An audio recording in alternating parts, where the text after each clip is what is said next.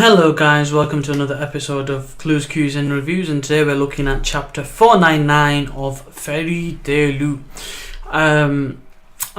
Its chapter's called Grey and Juvia. A bit of a sad chapter to say, nonetheless. It is a chapter indeed that is worthwhile of a review. So without further ado, let's get into this review. So, we find out in this chapter, point number 1, is Invel's magic ice lock is one of those types of things there where you're kind of helpless, essentially. So, with Grey and Juvia being attached themselves, even though they don't want to fight each other, they just can't help it, it just happens. And it looks like it's all going to according to Invel's plan, which is for Grey to win. So, quick point number 1, moving on to point number 2. So, point number 2. The plan. Invel's plan is Grey kills Juvia, embraces his darkness. Then, Grey fights END. Natsu. Grey kills END. Natsu.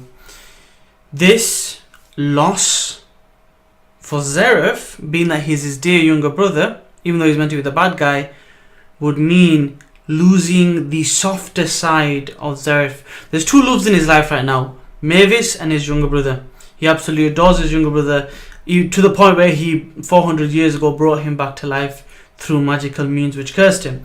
So to bear that in mind, Invel's plan is effectively, if you kill an END, you kill part of Zeref that makes him more human.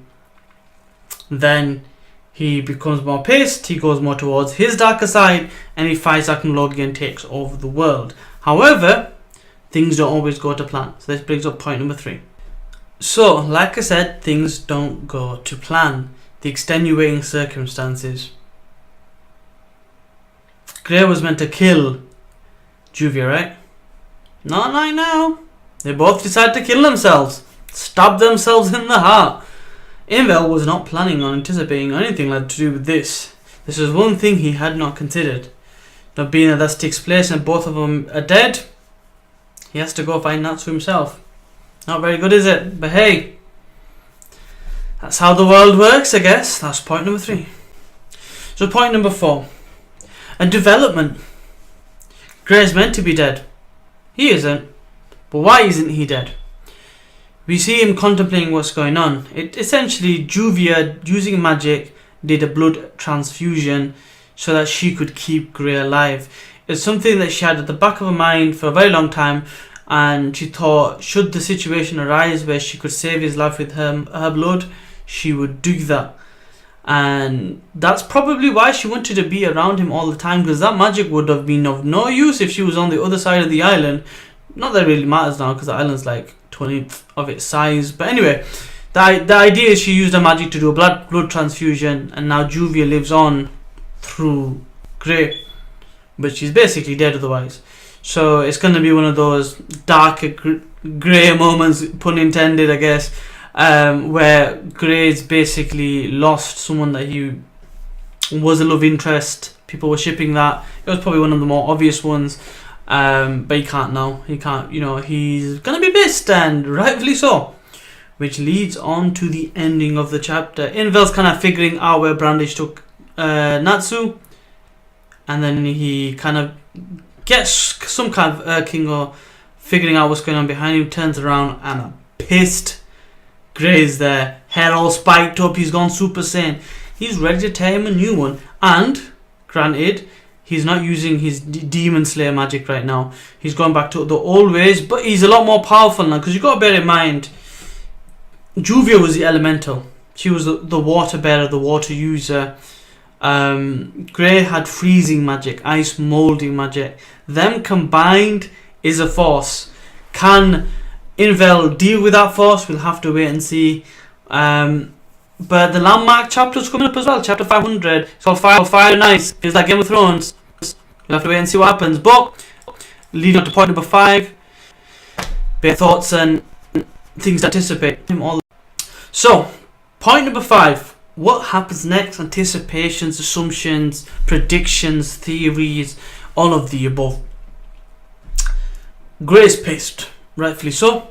He's powered up.